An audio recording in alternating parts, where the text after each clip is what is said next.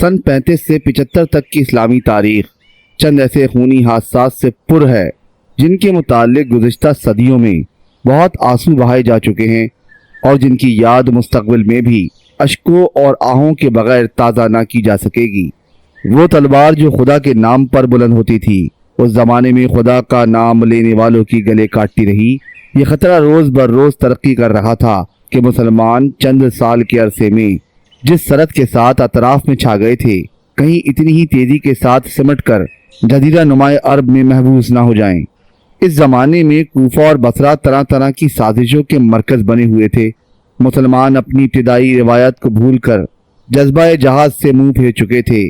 ان کے پیش نظر ذاتی اغراض و مقاصد کے لیے جدوجہد اور اپنی واجب اور ناواجب باتوں پر اڑ بیٹھنے کے سوا اور کوئی نظریہ نہ تھا۔ مسلمانوں کو پھر ایک مرکز پر لانے کے لیے ایک آہنی ہاتھ کی ضرورت تھی۔ صحرائے عرب میں ایک آتش فشاں پہاڑ پھٹا اور عرب و عجم میں بغاوتوں کی سلگتی ہوئی چنگاریاں اس آتش فشاں پہاڑ کے مہیب شعلوں کی لپیٹ میں آ کر نابود ہو گئیں۔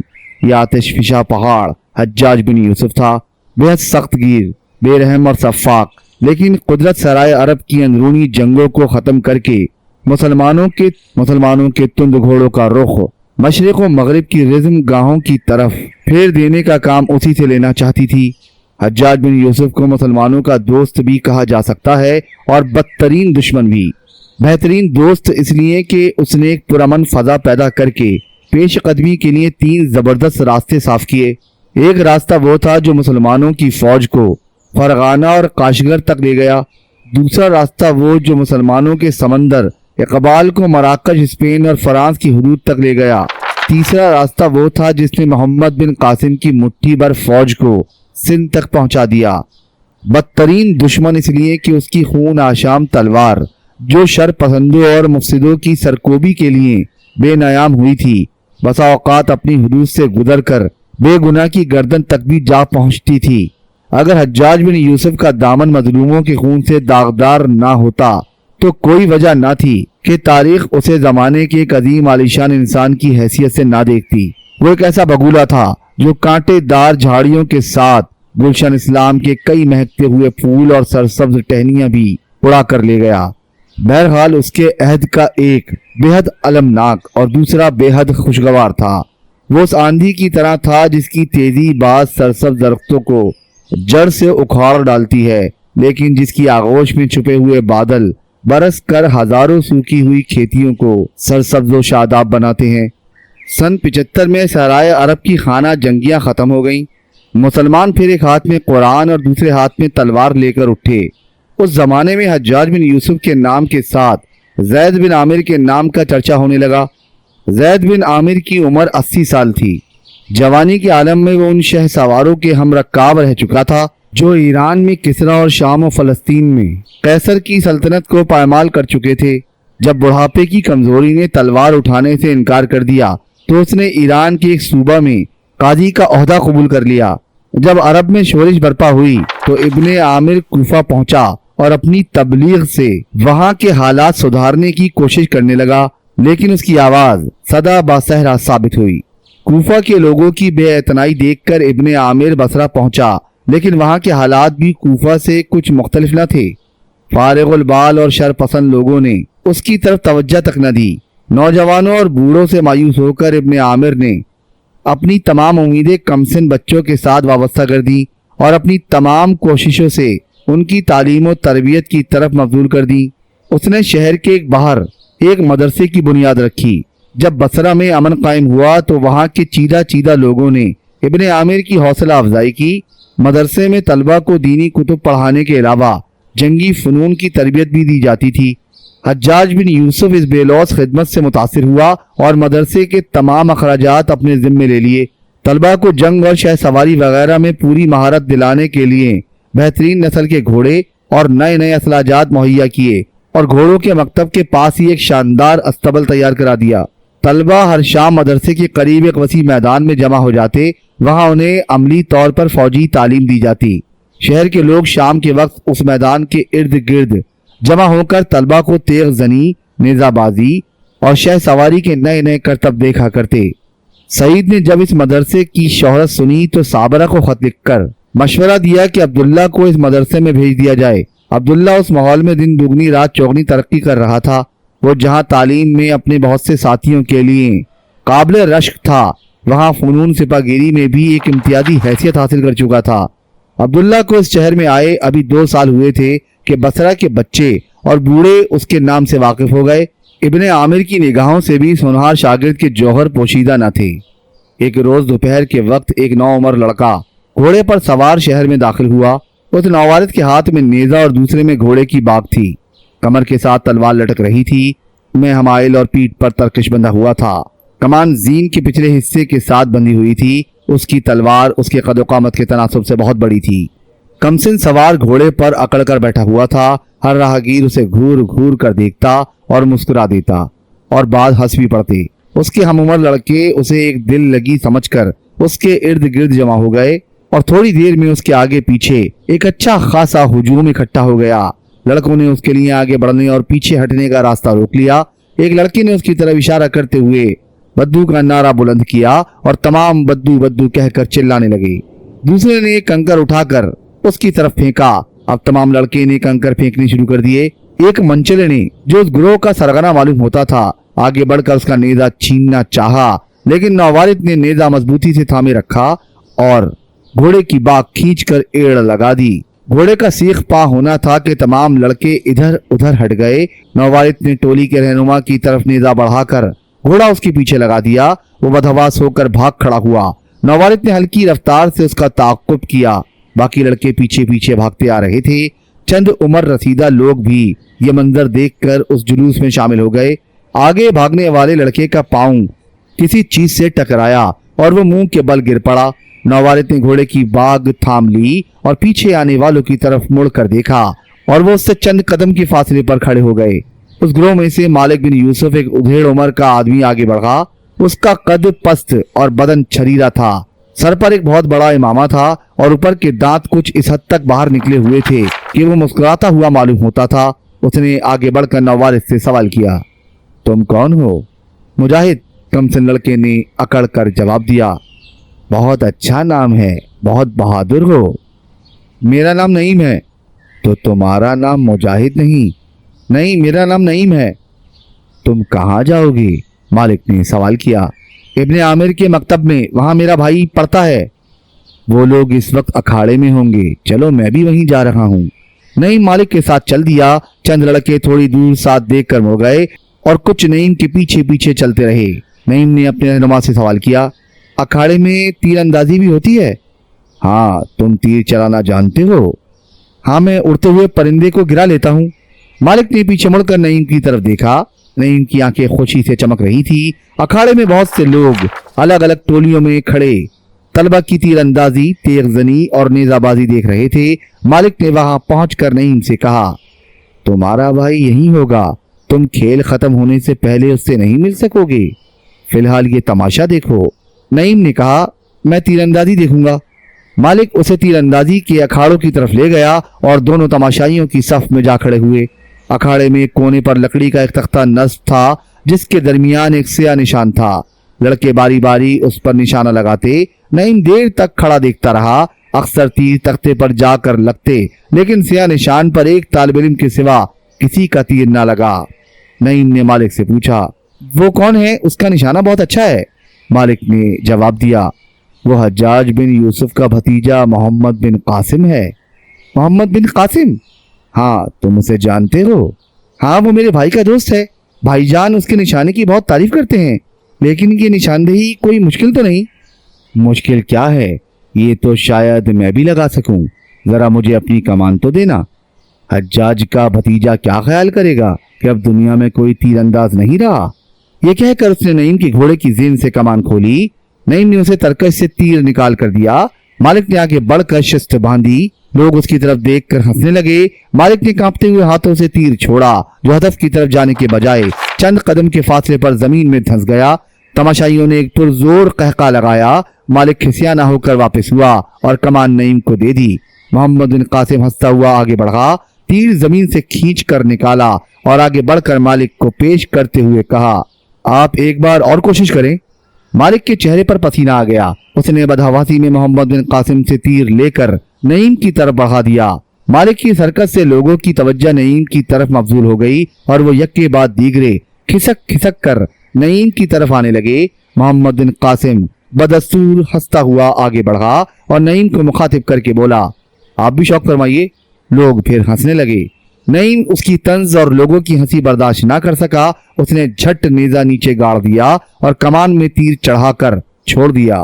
तीर हदफ के स्या निशान के ऐन दरमियान में जाकर पेवस्त हो गया। मजमे पर एक लम्हे के लिए सुकूत तारी हो गया और फिर एक शोर बुलंद हुआ। नईम ने तरकश से दूसरा तीर निकाला। तमाम लोग अपनी अपनी जगह छोड़कर उसके गिर्द जमा हो गए। उसका दूसरा तीर भी ऐन निशाने पर लगा। चारों तरफ से मरहबा मरहबा की सदा बुलंद हुई।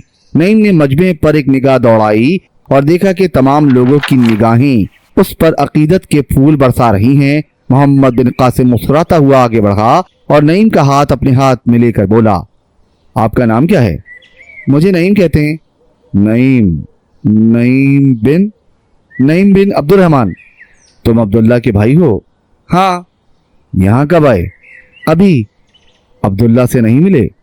अभी नहीं। तुम्हारा भाई नेजाबाजी या शमशेर जनी की मशक कर रहा होगा। तुम तलवार चलाना जानते हो?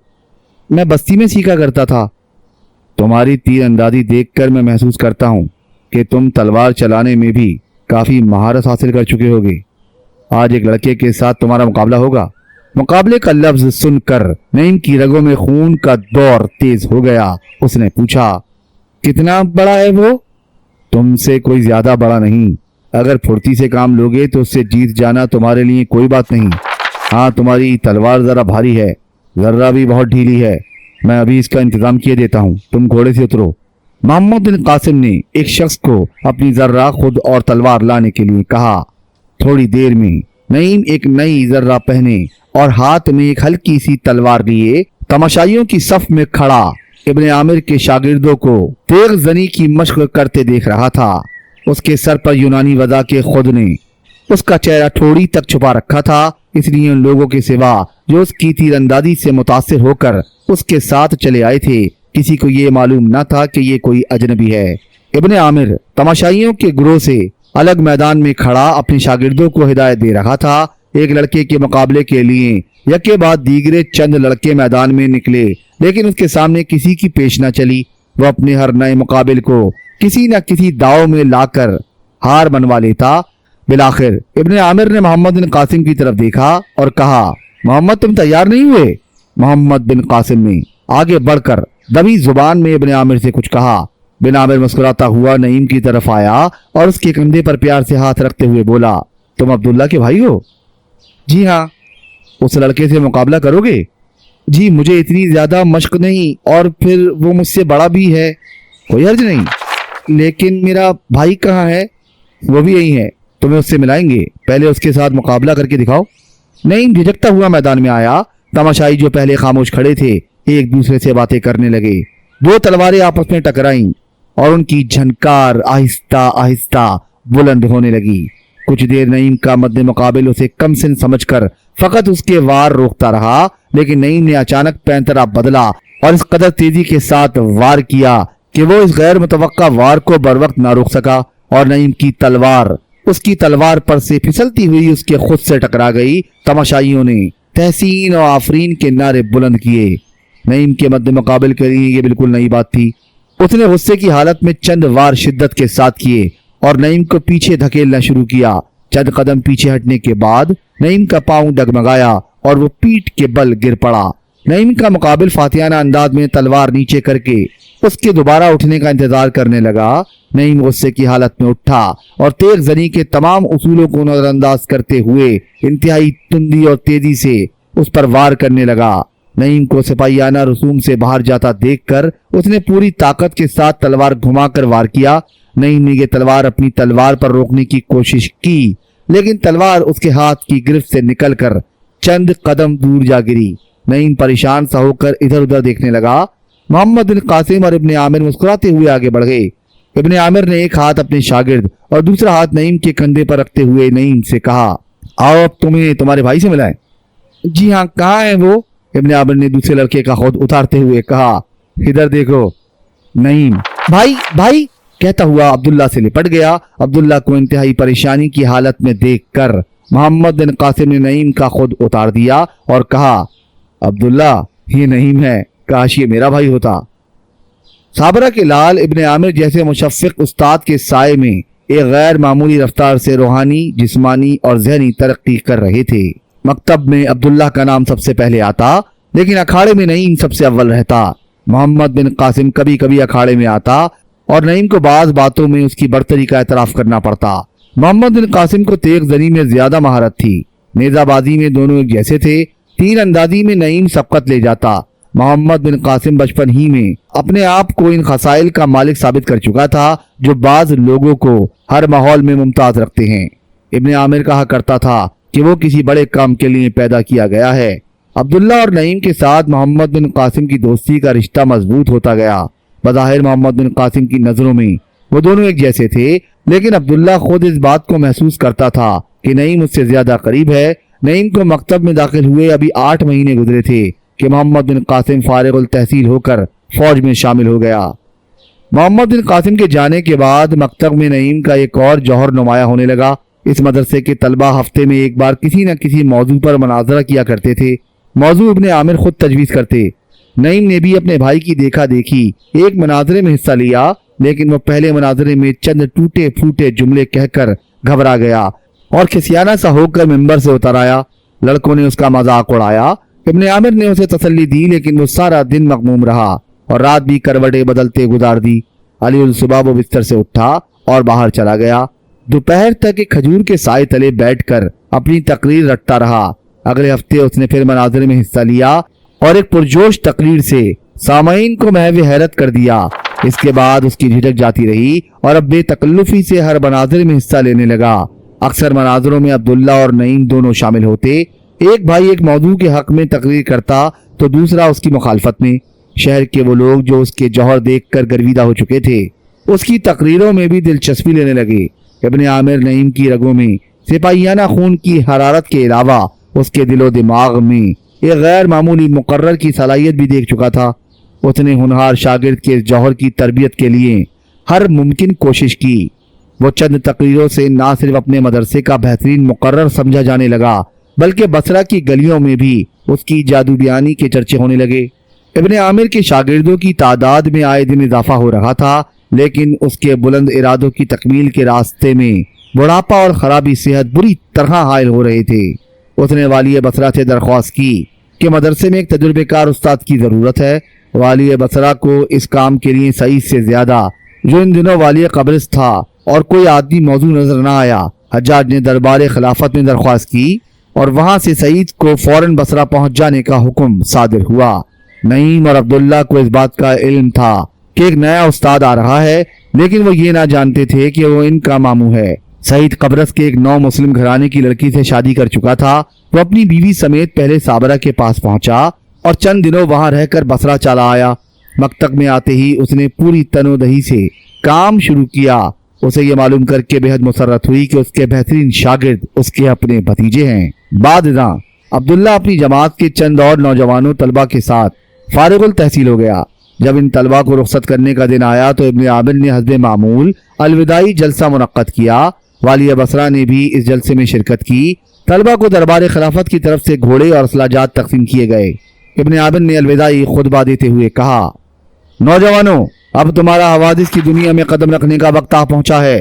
مجھے امید ہے کہ تم میں سے ہر ایک یہ ثابت کرنے کی کوشش کرے گا کہ میری محنت رائے گاہ نہیں گئی۔ مجھے اس وقت ان تمام باتوں کے دہرانے کی ضرورت نہیں جو تم سے کئی بار کہہ چکا ہوں، فقط اپنے چند الفاظ ایک بار پھر دہراتا ہوں۔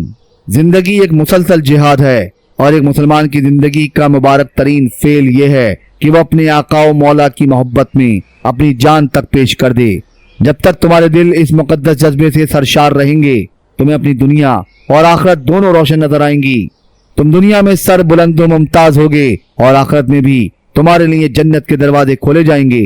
یاد رکھو، جب اس جذبے سے تم محروم ہو جاؤ گے تو دنیا میں تمہارا کوئی ٹھکانہ نہ ہوگا اور آخرت بھی تمہیں تاریک نظر آئے گی۔ کمزوری تمہارا دامن اس طرح پکڑ لے گی کہ تم ہاتھ پاؤں تک نہ ہلا سکو گے۔ کفر کی وہ طاقتیں जो मुजाहिदों के रास्ते में जर्रों से भी ज्यादा नापायदार हैं। तुम्हें पत्थर की मजबूत चट्टानें दिखाई देंगी। दुनिया की अय्यार कौमें तुम्हें मगलूब कर लेंगी और तुम गुलाम बना दिए जाओगे और इस तबदादी निजाम के एक ऐसे तिल्स्म में जगड़ दिए जाओगे कि तुम्हारे लिए उससे निजात पाना नामुमकिन हो जाएगा। तुम उस वक्त भी अपने आप को मुसलमान तसव्वुर करोगे, लेकिन तुम इस्लाम से कोसों दूर होगे। याद रखो, सदाकत पर ईमान लाने के बावजूद अगर तुम में सदाकत के लिए कुर्बानी की तड़प पैदा नहीं होती तो समझ लेना कि तुम्हारा ईमान कमजोर है। ईमान की पुख्तगी के लिए आग और खून के दरिया को अबूर करना जरूरी है। जब तुम्हें मौत जिंदगी से अजीज नजर आए तो ये समझना कि तुम जिंदा रहो, और जब तुम्हारे शौक शहादत पर मौत का खौफ गालिब आ जाए तो तुम्हारी हालत उस मुर्दे की सी होगी जो कब्र के अंदर सांस लेने के लिए हाथ पांव मार रहा हो। इब्ने आमिर ने तकरीर के दौरान में एक हाथ से कुरान उठाकर बुलंद किया और कहा, यह अमानत आकाए मदनी सल्लल्लाहु अलैहि वसल्लम को खुदाए कुद्दूस की जानिब से अता हुई और वो दुनिया में अपना फर्ज पूरा करने के बाद यह अमानत हमारे सुपर्द कर गए हैं। हुजूर सल्लल्लाहु अलैहि वसल्लम ने अपनी जिंदगी से साबित किया कि हम इस अमानत की हिफाजत तलवार की तेजी और बाजू की कुव्वत के बगैर नहीं कर सकते। जो पैगाम तुम तक पहुंच चुका है, तुम्हारा फर्ज है कि उसे दुनिया के कोने कोने तक पहुंचा दो। इब्ने आमिर अपनी तकरीर खत्म करके बैठ गए और हज्जाज बिन यूसुफ ने मसला जिहाद को एक फसी और बलीग अंदाज में बयान करने के बाद अपनी जेब से एक खत निकालते हुए कहा, यह खत मरो के गवर्नर की तरफ से आया है। वो दरियाए झीलों को अबूर करके तुर्किस्तान पर हमला करना चाहता है। उसने इस खत में मजीद फौज का मुतालबा किया है। मैं फिलहाल बसरे से चंद दिनों तक 2000 सिपाही रवाना कर रहा हूँ। तुम में से कौन है जो अपने आप को इस फौज में शरीक करने के लिए पेश करता है? इस पर तमाम तलबा ने हाथ बुलंद किए। हज्जाज ने कहा, मैं तुम्हारे जज्बा जिहाद की कदर करता हूँ, लेकिन इस वक्त मैं सिर्फ फारिउल तहसील तलबा को दावत दूंगा। मैं इस फौज की क़यादत उसी मदरसे के एक हुनहार तालिब इल्म के सुपर्द करना चाहता हूँ। मैं अब्दुल्ला बिन अब्दुल रहमान के मुताल्लिक़ बहुत कुछ सुन चुका हूँ, इसलिए मैं ये खिदमत उसके सुपर्द करता हूँ। आपसे जो नौजवान उसका साथ देना चाहें 20 दिनों में अपने घरों से होकर बसरा पहुंच जाएं। साबरा का मामूल था कि वो फजर की नमाज से फारिग होकर अजरा को अपने सामने बिठा लेती और उससे कुरान सुनती। अजरा की आवाज की मिठास कभी कभी पड़ोस की औरतों को भी साबरा के घर खींच लाती। इसके बाद साबरा गांव की चंद लड़कियों को तालीम देने में मसरूफ हो जाती और अजरा घर के काम काज से फुर्सत हासिल करके तीर अंदाज की मशक किया करती। एक रोज तुलुए आफ्ताब से पहले अजरा हस्बे मामूल कुरान सुनाकर उठने को थी कि साबरा ने उसे हाथ से पकड़कर अपने पास बिठा लिया और कुछ देर मोहब्बत भरी निगाहों से उसकी तरफ देखने के बाद कहा, अजरा, मैं अक्सर सोचा करती हूँ कि अगर तुम ना होती तो मेरे दिन बड़ी मुश्किल से कटते। अगर तुम मेरी बेटी भी होती तो भी मैं तुम्हारे साथ शायद उससे ज्यादा मोहब्बत ना कर सकती। अजरा ने जवाब दिया, अगर आप ना होती तो मैं। अजरा इससे आगे कुछ ना कह सकी। उसकी आंखों में आंसू भर आए। अजरा, साबरा ने कहा। हाँ अम्मी। साबरा आगे कुछ कहना चाहती थी कि बाहर का दरवाजा खुला और अब्दुल्ला घोड़े की बग थामे अंदर दाखिल हुआ। साबरा उठी और चंद कदम आगे बढ़ी। अब्दुल्ला ने सलाम किया। माँ और बेटा एक दूसरे के सामने खड़े हो गए। बेटे से हटकर माँ की नजर कहीं दूर जा पहुंची। उस दिन से 20 साल पहले अब्दुल्ला का बाप ऐसे ही लिबास में और ऐसे ही शक्ल सूरत के साथ घर में दाखिल हुआ करता था। अम्मी। हाँ बेटा, आप पहले से बहुत कमजोर नजर आ रही हैं। नहीं बेटा, आज तो मुझे कमजोर नजर नहीं आना चाहिए। लाओ, मैं तुम्हारा घोड़ा बांधा हूं। साबरा ने यह कहकर घोड़े की बाग पकड़ ली और प्यार से उसकी गर्दन पर हाथ फेरने लगी। अम्मी छोड़िए, ये कैसे हो सकता है? अब्दुल्ला ने माँ के हाथ से घोड़े की लगाम छुड़ाने की कोशिश करते हुए कहा। साबरा ने कहा, बेटा, तुम्हारे बाप का घोड़ा मैं ही बांधा करती थी, लेकिन मैं आपको तकलीफ देना गुनाह समझता हूँ। बेटा जिद ना करो, छोड़ो। अब्दुल्ला ने माँ के लहजे से मुतासिर होकर घोड़े की लगाम छोड़ दी। साबरा घोड़ा लेकर सबल की तरफ अभी चंद ही कदम बढ़ी थी कि अजरा ने आगे बढ़कर उसके हाथ से घोड़े की लगाम पकड़ते हुए कहा, अम्मी छोड़े, मैं बांधा हूँ। साबरा ने अजरा की तरफ मोहब्बत आमेज मुस्कुराहट से देखा और कुछ सोचकर घोड़े की लगाम उसके हाथ में दे दी। अब्दुल्ला ने रुखसत के 20 दिन घर पर गुजारे। घर के हालात में उसने एक जबरदस्त तगय्युर महसूस किया। अजरा जो पहले भी उसके साथ किसी हद तक तकल्लुफ से पेश आती थी, अब बहुत ज्यादा शर्माने लगी थी। अब्दुल्ला की रुखसत का आखिरी दिन भी आ पहुंचा। लाडले बेटे के लिए माँ का बेहतरीन तोहफा उसके दादा के जमाने की खूबसूरत तलवार थी। जब अब्दुल्ला घोड़े पर सवार हुआ तो अजरा ने अपने हाथ का तैयार किया हुआ एक रुमाल साबरा को ला कर दिया اور شرماتے ہوئے عبداللہ کی طرف اشارہ کیا۔ صابرہ نے عذرا کا مطلب سمجھ کر رومال عبداللہ کو دے دیا۔ عبداللہ نے رومال کھول کر دیکھا، درمیان میں سرخ رنگ کے ریشمی دھاگے کے ساتھ کلام الہی کے یہ الفاظ لکھے ہوئے تھے، قاتلوہم حتی لا تکون فتنہ، ان سے جنگ کرو یہاں تک فتنہ باقی نہ رہے۔ عبداللہ نے رومال جیب میں ڈال کر عذرا کی طرف دیکھا اور عذرا سے نظر ہٹا کر ماں کی طرف دیکھتے ہوئے اجازت چاہی۔ صابرہ نے ماں کے نرم و نازک جذبات پر قابو پاتے ہوئے کہا، بیٹا اب تمہیں میری نصیحت کی ضرورت نہیں، یہ کبھی نہ بھولنا کہ تم کس کی اولاد ہو، تمہارے آبا و اجداد کا خون کبھی ایڑیوں پر نہیں گرا، میرے دودھ اور ان کے نام کی لاج رکھنا۔ عبداللہ کو جہاد پر گئے 1 سال گزر چکا تھا۔ صابرہ پر وہ اپنی چند خطوط سے ظاہر کر چکا تھا کہ وہ غیور ماں کی توقع سے زیادہ ناموری حاصل کر رہا ہے۔ سعید کے خطوط اور بصرہ سے بستی میں آنے جانے والے لوگوں کی زبانی اسے مکتب میں نعیم کے نام کی عزت اور شہرت کی اطلاع بھی ملتی رہتی تھی۔ نعیم کے خط سے صابرہ کو معلوم ہوا کہ وہ عنقریب فارغ التحصیل ہو کر آنے والا ہے۔ ایک دن صابرہ کسی پڑوسن کے ہاں گئی ہوئی تھی۔ عذرا تیر اور کمان ہاتھ میں لیے سین میں بیٹھی مختلف اشیاء پر نشانے کی مشق کر رہی تھی۔ ایک کوا اڑتا ہوا عذرا کے سامنے کھجور کے درخت پر بیٹھ گیا۔ عذرا نے تاک کر تیر چلایا لیکن کوا بچ کر اڑ گیا۔ ابھی کوا اڑ ہی رہا تھا کہ دوسری طرف سے ایک اور تیر آیا اور وہ زخمی ہو کر نیچے گر پڑا۔ عذرا حیران ہو کر اٹھی اور کوے کے جسم سے تیر نکال کر ادھر ادھر دیکھنے لگی۔ اچانک ایک خیال کے آتے ہی اس کا دل مسرت سے دھڑکنے لگا۔ اس نے آگے بڑھ کر پھاٹک کی طرف دیکھا۔ نعیم گھوڑے پر سوار پھاٹک سے باہر کھڑا مسکرا رہا تھا۔ عذرا کے چہرے پر حیا اور مسرت کی سرخی دوڑنے لگی۔ وہ آگے بڑھ گئی اور پھاٹک کھول کر ایک طرف کھڑی ہو گئی۔ نعیم گھوڑے سے اتر کر اندر داخل ہوا۔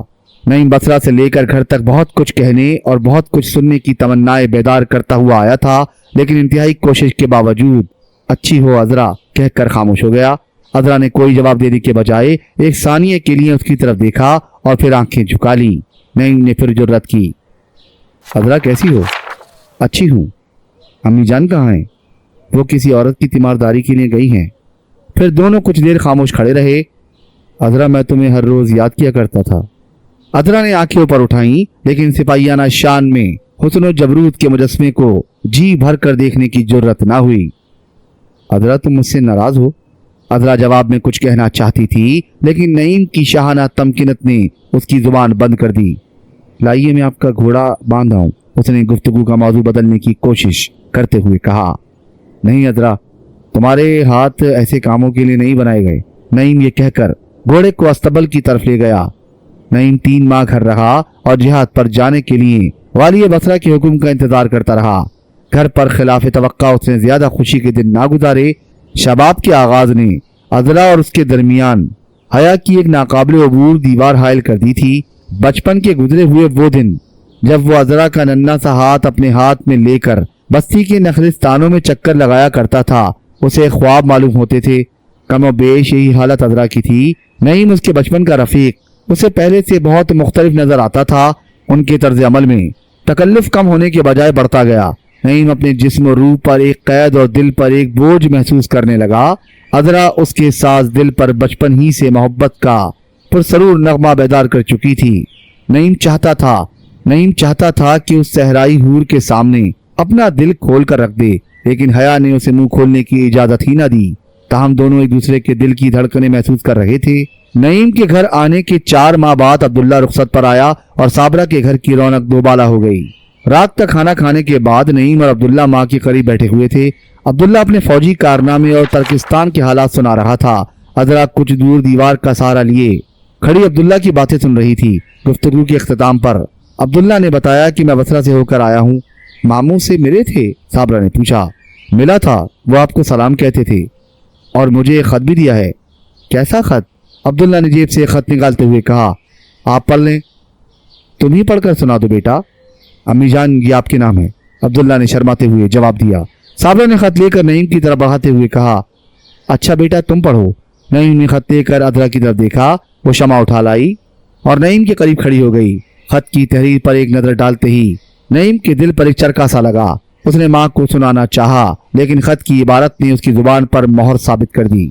اس نے سارے خط پر جلدی نظر دوڑائی۔ خط کا مضمون نعیم کے لیے نہ کردہ گناہ کی سزا کے حکم نامے سے زیادہ بھیانک تھا۔ اپنے مستقبل کے متعلق تقدیر کا नाकाबिले तरदीद फैसला पढ़कर वो थोड़ी देर के लिए सकते में आ गया। एक नाकाबिले बर्दाश्त बोझ उसे जमीन के साथ पेवस कर रहा था, लेकिन मुजाहिद की फितरी हिम्मत बरोए कार आई और उसने इंतहाई कोशिश के साथ चेहरे पर मुस्कुराहट लाते हुए कहा, मामू जान ने भाईजान की शादी के मुतालिक लिखा है, आप पढ़ लें। ये कहकर उसने खत वालदा को दे दिया। साबरा ने खत की रोशनी की तरफ सरक कर पढ़ना शुरू किया। अच्छी बहन, अजरा के मुस्तकबिल के मुतालिक मैं अभी तक कोई फैसला नहीं कर सका। मेरे लिए अब्दुल्ला और नईम एक जैसे हैं। उन दोनों में वो तमाम सिफात मौजूद हैं जो अजरा जैसी आली नसब लड़की के मुस्तकबिल की जामिन हो सकती हैं। उम्र का लिहाज रखते हुए अब्दुल्ला उस अमानत का ज्यादा हकदार मालूम होता है। उसे 2 माह की रुख्सत मिली है। आप कोई मुनासिब दिन मुकर्रर करके मुझे इत्तला दें। मैं 2 दिन के लिए आ जाऊंगा। आप मुझसे ज्यादा उन बच्चों की तबीयत से वाकिफ हैं। ये ख्याल रखें कि अजरा के मुस्तकबिल का सवाल है। सईद। नईम के पुराने ख्वाब की ताबीर उसकी तवक्का के खिलाफ निकली। अभी तक उसका यही ख्याल था कि वह अजरा के लिए है और अजरा उसके लिए, लेकिन मामू के खत से एक तल्ख हकीकत का इंकशाफ हुआ। अजरा, उसकी मासूम अजरा, अब उसकी भावच बनने वाली थी। उसे दुनिया और माफिया की तमाम चीजों में एक नुमाया तगय्युर नजर आने लगा। दिल में रह कर दर्द की एक टीस उठती थी, लेकिन जहां तक हो सका उसने जब्त से काम लिया और किसी पर अपने दिल की बात जाहिर न होने दी। अजरा की हालत भी उससे मुख्तलिफ न थी। अब्दुल्ला और साबरा ने उन दोनों से उनकी परेशानी की वजह पूछी, लेकिन नईम को अपने भाई का लिहाज था और अजरा साबरा, सईद और अब्दुल्ला के एहतराम से मजबूर थी। इसलिए दोनों कुछ ना कह सके और दिल के अंगारे दिल ही में सुलगते रहे। यूं यूं अब्दुल्ला की मुसर्रत के दिन करीब आ रहे थे, नईम और अजरा के तसव्वुरात की दुनिया तारीक हो जाती थी। नईम की सुकून नाआशना तबीयत को घर की 4 दीवारी एक कफस नजर आने लगी। वो हर शाम घोड़े पर सवार होकर बहुत दूर चला जाता और आधी आधी रात तक सहरा में इधर उधर घूमता रहता। अब्दुल्ला की शादी में 1 हफ्ता बाकी था। नईम एक शब बस्ती से बाहर अपने घोड़े पर सैर कर रहा था। खुशगवार हवा चल रही थी। आसमान पर सितारे झिलमिला रहे थे। चांद की दिलफरेब रोशनी में सहरा की रेत पर छोटी छोटी लहरें चमक रही थी। बस्ती में अब्दुल्ला की शादी की खुशी में नौजवान लड़कियां दफ बजा बजा कर गा रही थी। नईम घोड़ा थामे कुछ देर रात सुनता रहा। उसे अपने सिवा तमाम कायनात मसरूर नजर आ रही थी। वो घोड़े से उतरा और ठंडी रेत पर लेट गया। चांद सितारे, ठंडी ठंडी खुशगवार हवा और सामने बस्ती के नखलिस्तानों के दिलफरेब मनाजिर ने उसे अपनी मासूम दुनिया के खोए हुए सुकून के मुताल्लिक मुस्तरब कर दिया। उसने अपने दिल में कहा, मेरे सिवा कायनात का हर जर्रा मसरूर है। मेरी सर्द आहें इन वसतों के सामने क्या हकीकत रखती हैं। उफ, भाई और वालदा की खुशी, मामू की खुशी और शायद अजरा की भी मुझे रंजीदा और मकबूम बना रही है। मैं बहुत खुदगर्ज हूँ, लेकिन मैं खुदगर्ज भी तो नहीं। मैं तो भाई के लिए अपनी खुशी कुर्बान कर चुका हूँ, लेकिन ये भी झूठ है। मेरे दिल में तो भाई के लिए इतना इसार भी नहीं है कि उसकी खुशी में शरीक होकर अपना गम भूल जाऊं। मेरा रात दिन बाहर रहना, किसी से बात ना करना और सर्द आहें भरना उन पर क्या जाहिर करता होगा। मैं आइंदा ऐसा नहीं करूँगा। वो कभी मेरा चेहरा मकबूम नहीं देखेंगे, लेकिन ये मेरे बस की बात नहीं। मैं दिल की ख्वाहिशात पर काबू पा सकता हूँ, एहसासात पर नहीं। बेहतर है कि मैं चंद दिन के लिए बाहर चला जाऊँ। हाँ, मुझे ज़रूर जाना चाहिए। अभी क्यों ना चला जाऊँ, मगर नहीं, इस तरह नहीं, सुबह वालदा से इजाज़त लेकर। इस इरादे ने नईम के दिल में किसी हद तक तस्कीन पैदा कर दी। अगले दिन सुबह की नमाज से फारिग होकर वालदा से चंद दिनों के लिए बसरा जाने की इजाज़त मांगी। साबरा इस दरख्वास्त पर हैरान हुई। उसने कहा, बेटा तुम्हारे भाई की शादी है, तुम वहाँ क्या लेने जाओगे? अम्मी, मैं शादी से 1 दिन पहले आ जाऊँगा। नहीं बेटा, शादी तक तुम्हारा घर पर ठहरना ज़रूरी है। अम्मी, मुझे इजाज़त दीजिए। साबरा ने ज़रा गुस्से में आकर कहा, नईम, मेरा ख्याल था कि तुम सही मायनों में एक मुजाहिद के बेटे हो, लेकिन तुम्हारा ये अंदाज गलत निकला। तुम्हें अपने भाई की खुशी में शरीक होना गवारा नहीं। नईम, तुम अब्दुल्ला से हसद?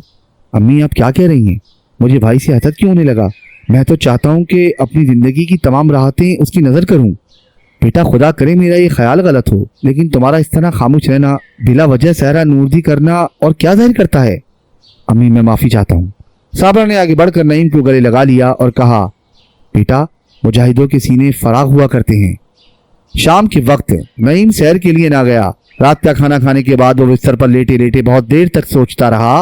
उसके दिल में खदशा पैदा हुआ कि अपने तर्ज अमल से जो कुछ वालदा को जाहिर कर चुका हूँ, शायद अब्दुल्ला पर भी जाहिर हो जाए। इसलिए उसने घर से निकलने के इरादे को और भी मजबूत कर दिया।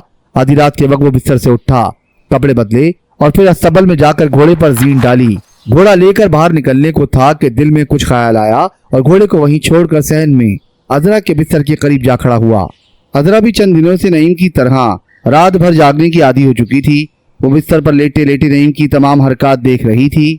जब नईम करीब आया तो उसका दिल धड़कने लगा।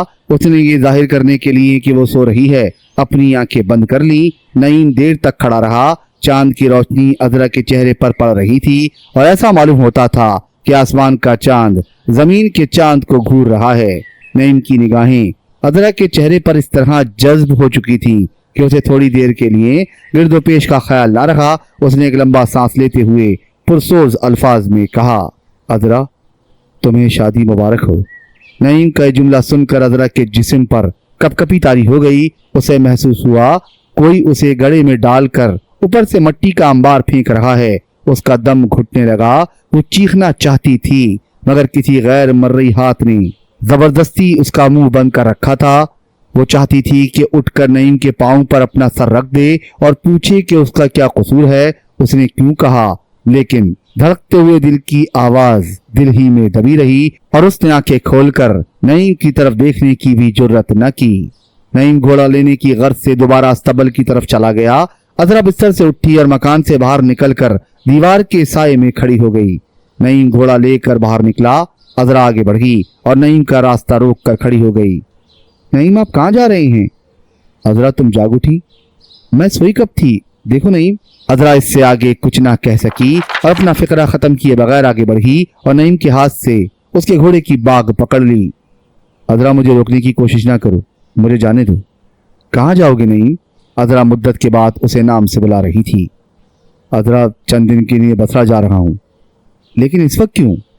अजरा तुम ये पूछती हो कि मैं क्यों जा रहा हूँ? तुम्हें नहीं मालूम? अजरा को मालूम था।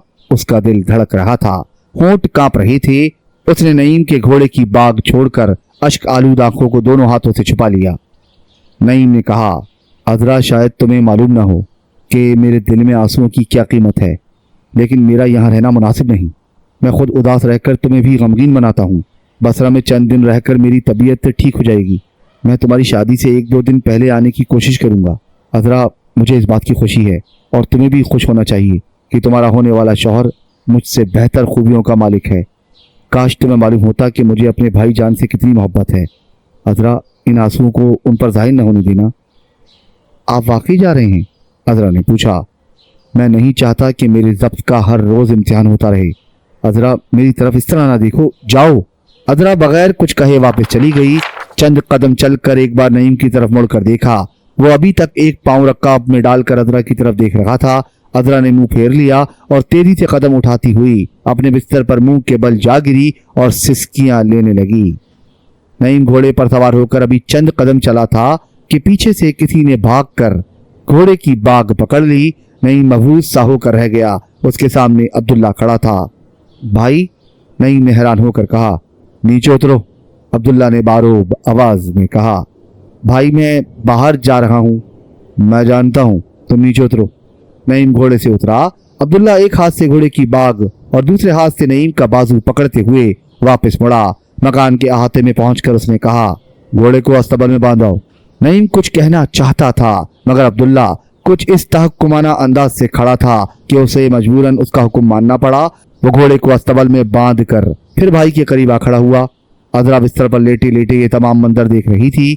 अब्दुल्ला ने फिर नईम का बाजू पकड़ लिया और उसे अपने साथ लिए हुए मकान के कमरे में चला गया। अजरा कांपती हुई अपनी जगह से उठी और चुपके कदम उठाती हुई उस कमरे तक गई और दरवाजे की आड़ में खड़ी होकर अब्दुल्ला और नईम की बातें सुनने लगी। शमा जलाओ, अब्दुल्ला ने कहा। नईम ने शमा जलाई। कमरे में ऊन का एक बड़ा कपड़ा बिछा हुआ था। अब्दुल्ला ने उस पर बैठते हुए नईम को भी बैठने का इशारा किया।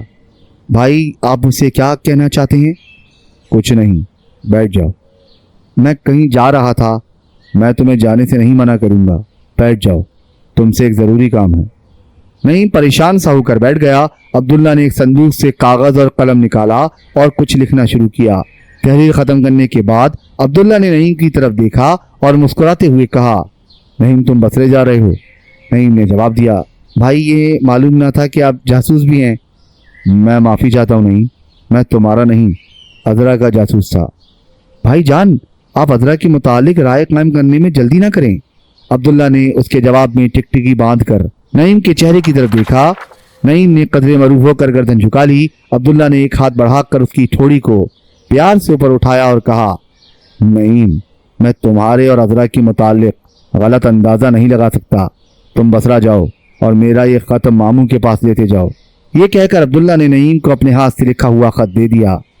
بھائی جان، آپ نے کیا لکھا ہے؟ خود ہی پڑھ لو، میں نے اس خط میں تمہارے لیے ایک سزا تجویز کی ہے۔ نعیم نے خط پڑھا، پیارے ماموں، السلام علیکم۔ چونکہ عذرا کا مستقبل آپ ہی کی طرح مجھے بھی عزیز ہے، اس لیے مجھے اپنی نسبت نعیم کو اس کے مستقبل کا محافظ اور امانت دار ہوتے دیکھ کر زیادہ تسکین ہوگی۔ زیادہ کیا تحریر کروں، آپ سمجھ سکتے ہیں کہ میں نے یہ خط کیوں لکھا ہے۔ امید ہے کہ آپ میری بات پر توجہ دیں گے۔ میں یہ چاہتا ہوں کہ میری رخصت ختم ہونے سے پہلے نعیم اور عذرا کی شادی کر دی جائے۔ موضوع تاریخ آپ خود متعین کر دیں۔ آپ کا عبداللہ۔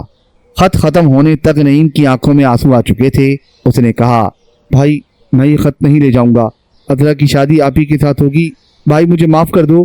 عبداللہ نے کہا، تمہارا خیال ہے کہ میں اپنی خوشی کے لیے اپنے چھوٹے بھائی کی زندگی بھر کی خوشی قربان ہونے دوں گا؟ آپ مجھے زیادہ شرمسار نہ کریں۔ میں تمہارے لیے تو کچھ نہیں کر رہا، نہیں، تم سے زیادہ مجھے عذرا کی خوشی کا خیال ہے۔ مجھے تمہارا جوڑا پہلے بھی بھلا معلوم ہوتا تھا۔ جو کچھ تم میرے لیے کرنا چاہتے تھے وہی کچھ میں عذرا کے لیے کر رہا ہوں۔ جاؤ، اب صبح ہونے والی ہے، کل تک ضرور واپس آ جانا، شاید ماموں جان تمہارے ساتھ ہی آ جائیں۔ چلو۔ بھائی آپ کیا کہہ رہے ہیں؟ میں نہیں جاؤں گا۔ نہیں، اب ضد نہ کرو، عذرا کو خوش رکھنے کا فرض ہم دونوں پر عائد ہوتا ہے۔ بھائی چلو، عبداللہ نے ذرا تیور بدلتے ہوئے کہا اور نعیم کا بازو پکڑ کر کمرے سے باہر لے آیا۔ عذرا انہیں آتے دیکھ کر وہاں سے کھسک آئی اور اپنے بستر پر جا لیٹی۔ نعیم کو متذبذب دیکھ کر عبداللہ خود جا کر سبل سے نعیم کا گھوڑا لے آیا۔ دونوں بھائی مکان سے باہر نکلے۔ تھوڑی دیر بعد عذرا کو گھوڑے کی ٹاپوں کی آواز سنائی دی۔ عبداللہ واپس آ کر بارگاہ اعزی میں شکر گزاری کے لیے کھڑا ہو گیا۔ علی الصبا صابرہ نعیم کا بستر خالی دیکھ کر سبل کی طرف گئی۔ عبداللہ وہاں اپنے گھوڑے کے آگے چارہ ڈال رہا تھا۔ صابرہ کو وہاں نعیم کا گھوڑا نظر نہ آیا تو پریشان سی ہو کر کھڑی ہو گئی۔ عبداللہ اس کا مطلب بھانپ گیا۔ اس نے کہا، امی آپ نعیم کو تلاش کر رہی ہیں؟ ہاں، کہاں ہے وہ ایک ضروری کام کے لیے باہر گیا ہے، عبداللہ نے جواب دیا۔ اور پھر کچھ دیر سوچنے کے بعد صابرہ سے سوال کیا، امی نعیم کی شادی کب ہوگی؟ بیٹا تمہاری تو ہو جائے، اس کی باری بھی آ جائے گی۔ امی میں چاہتا ہوں کہ اس کی شادی مجھ سے پہلے ہو۔ بیٹا مجھے معلوم ہے کہ تم اسے بہت پیار کرتے ہو، میں غافل نہیں ہوں، اس کے لیے بھی کوئی رشتہ تلاش کر رہی ہوں، خدا کرے کوئی عذرا جیسی لڑکی مل جائے۔ امی عذرا اور نعیم بچپن ہی سے ایک دوسرے کے ساتھی رہے ہیں۔ ہاں بیٹا۔ امی جان میں چاہتا ہوں کہ وہ ہمیشہ اکٹھے رہیں۔ تمہارا مطلب ہے کہ؟ ہاں، میں چاہتا ہوں کہ عذرا کی شادی نعیم کے ساتھ کر دی جائے۔ صابرہ نے حیران ہو کر عبداللہ کی طرف دیکھا اور پیار سے دونوں ہاتھ اس کے سر پر رکھ دیے۔ شہر بصرہ میں داخل ہوتے ہی نعیم کو اس کا ایک ہم مکتب ملا جس کا نام طلحہ تھا۔ اس کی زبانی نعیم کو معلوم ہوا کہ شہر کی مسجد میں جمعے کی نماز کے بعد ابن عامر کی صدارت میں ایک زبردست جلسہ ہونے والا ہے۔ مسلمان سندھ پر حملہ کرنے والے ہیں اور افواج کی قیادت محمد بن قاسم کے سپرد کی گئی ہے۔ حجاج بن یوسف بصرہ کے لوگوں کو جہاد کی طرف مائل کرنے کا فرض ابن عامر کے سپرد کر کے خود کوفہ کے لوگوں کو فوج میں بھرتی کرنے کی غرض سے روانہ ہو چکا ہے۔ بصرہ کے لوگوں کو ابن عامر کی تقریر سے نہایت امید افزا حالات پیدا ہو جانے کی توقع ہے، لیکن شہر میں ابن صادق ایک نام نہاد درویش آیا ہوا ہے اور اس کی شر پسند جماعت کے چند آدمی خفیہ سندھ کے خلاف اعلان جہاد کی مخالفت کر رہے ہیں۔ بصرہ میں یہ خطرہ محسوس کیا جا رہا ہے کہ یہ لوگ جلسے میں شریک ہو کر کوئی خطرناک صورتحال پیدا نہ کر دیں۔ نعیم طلحہ کے ساتھ باتیں کرتا ہوا اس کے گھر تک پہنچا اور گھوڑے کو وہاں چھوڑ کر دونوں مسجد کی طرف روانہ ہو گئے۔ مسجد میں اس دن معمول سے زیادہ رونق تھی۔ نماز کے بعد ابن عامر تقریر کے لیے ممبر پر کھڑا ہو گیا۔ ابھی وہ کچھ کہنے نہ پایا تھا کہ باہر سے 2000 آدمیوں کی ایک جماعت شور مچاتی ہوئی داخل ہوئی۔ ان کے آگے ایک جسیم شخص سیاہ رنگ کا جبہ پہنے ہوئے تھا۔ اس کے سر پر سفید امامہ اور گلے میں موتیوں کا پیش قیمت ہار لٹک رہا تھا۔ طلحہ نے نووارث کی طرف اشارہ کرتے ہوئے کہا، دیکھیے وہ ابن صادق ہے، مجھے ڈر ہے کہ وہ جلسے میں ضرور کوئی ہنگامہ پیدا کرے گا۔ ابن صادق نعیم سے چند گز کے فاصلے پر بیٹھ گیا اور اس کی دیکھا دیکھی پیچھے آنے والی جماعت بھی ادھر ادھر دیکھ کر بیٹھ گئی۔ ابن عامر نے ان لوگوں کے خاموشی سے بیٹھ جانے کا انتظار کیا اور بالآخر اپنی تقریر شروع کی۔ फिदायान रसूल सल्लल्लाहु अलैहि वसल्लम के गयूर बेटों, दुनिया गुज़िश्ता 80 या 90 बरस में हमारे आबा व अजदाद की गैरत व शुजात, सब्र व इस्तक़लाल, जबर व सुतूत का इम्तिहान कर चुकी है। उस ज़माने में हमने बड़ी से बड़ी ताकतों का मुकाबला किया है, बड़े बड़े जाबिर और मगरूर बादशाहों को नीचा दिखाया। हमारे इकबाल की दास्तानें उस वक्त से शुरू होती हैं जबकि कुफर की आंधियाँ शमा रिसालत के परवानों को फना कर देने की नीयत से मदीना की चार दीवारी की तरफ बढ़ रही थी, और वो 313 फदियान रसूल सल्लल्लाहु अलैहि वसल्लम नक़ल इस्लाम को अपने मुक़द्दस खून से शादाब करने की नीयत से कुफ़ार के तीरों, नेज़ों और तलवारों के सामने सीना सपर होकर खड़े हो गए थे।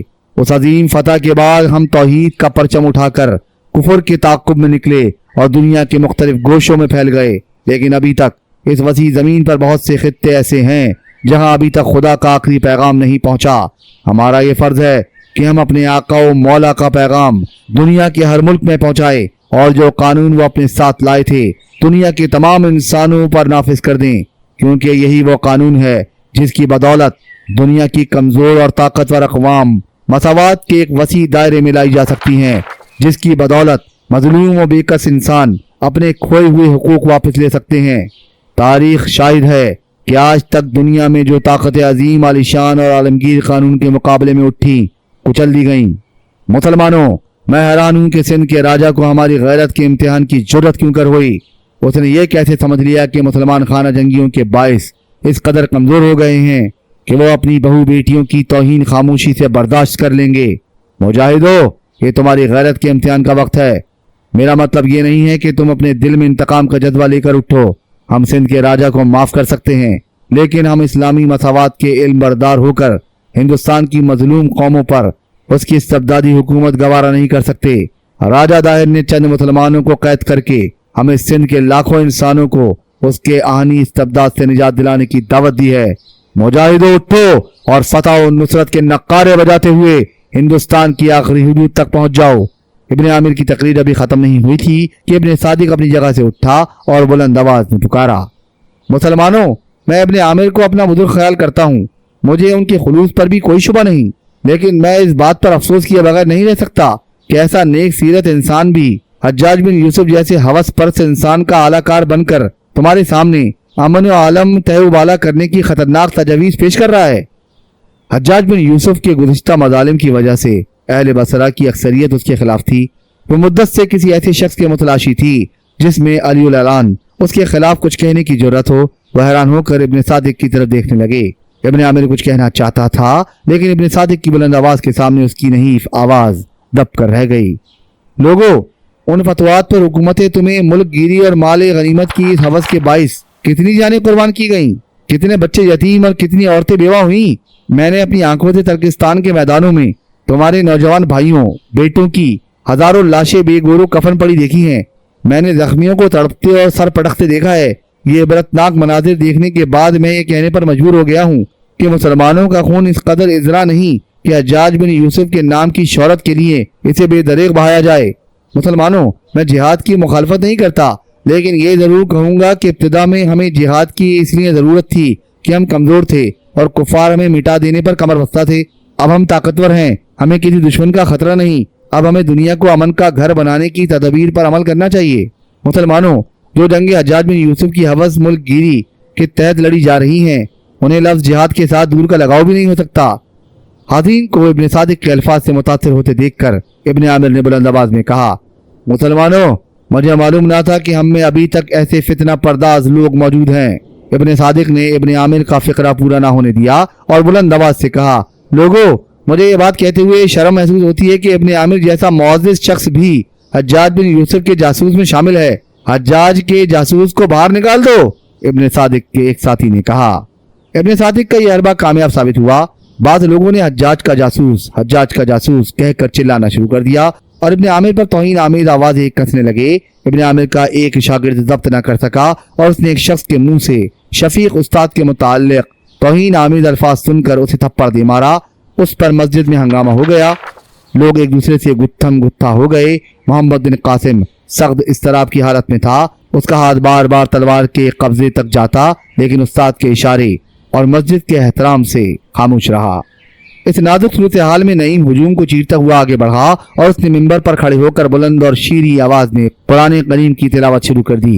कुरान के अल्फाज ने लोगों के दिलों पर सहर तारी कर दिया और वो एक दूसरे को खामोशी की तलकीन करने लगे। इब्न सादिक जो इस जलसे को नाकाम बनाने का इरादा करके आया था, चाहता था कि एक बार फिर हंगामा बर्पा हो जाए, लेकिन कुरान की तिलावत पर अवाम के जज्बात का लिहाज और अपनी जान के खतरे से खामोश रहा। नईम ने लोगों के खामोश हो जाने पर तकरीर शुरू की। बसरा के बदकिस्मत इंसानों, खुदा के कहर से डरो और सोचो कि तुम कहाँ खड़े हो और क्या कर रहे हो। अफसोस, जिन मसाजिद की तामीर के लिए तुम्हारे आबा व अजदाद खून और हड्डियां पेश करते थे, आज तुम उनके अंदर दाखिल होकर भी फितना पैदा करने से बाज नहीं आते। नईम के अल्फाज ने मस्जिद में सुकून पैदा कर दिया। उसने आवाज को जरा मकबूम बनाते हुए कहा, ये वो जगह है जहाँ तुम्हारे आबा व अजदाद कदम रखते ही खौफ खुदा से कांप उठते थे, जहाँ दाखिल होने से पहले वो दुनिया की तमाम आलाइशों से किनारा कश हो जाया करते थे। आज मैं हैरान हूँ कि तुम्हारी जहनियत में इतना जबरदस्त इनकलाब क्यों करा गया। मुझे यकीन नहीं आता कि तुम्हारा ईमान इतना कमजोर हो चुका है। तुम खुदा और रसूल सल्लल्लाहु अलैहि वसल्लम के इश्क में जान की बाजी लगा देने वाले मुजाहिदों की औलाद हो। तुम्हारे दिल में इस बात का एहसास कि किसी दिन अपने आबा व अजदाद को मुंह दिखाना है, तुम्हें ऐसी जलील हरकत की इजाजत हरगिज नहीं दे सकता। मैं जानता हूँ कि तुम में ये जुर्रत पैदा करने वाला कोई और है। इब्ने सादिक चौकन्ना हो गया। लोग उसकी तरफ मुड़ मुड़ कर देख रहे थे। उसने वक्त की नजाकत को महसूस करते हुए सामईन के दिलों से नईम के अल्फाज का असर जाहिर करना चाहा। वो चिल्लाया, लोगों, ये भी हज्जाज का जासूस है, इसे बाहर निकाल दो। वो आगे कुछ कहना चाहता था कि नईम ने गुस्से से कांपती हुई आवाज बुलंद की, मैं हज्जाज का जासूस सही, लेकिन इस्लाम का गद्दार नहीं। बसरा के बदनसीब लोगों, तुमने इस शख्स की जुबान से सुना कि हमें जिहाद की इस वक्त जरूरत थी जब हम कमजोर थे, लेकिन तुम्हारा खून जोश में ना आया।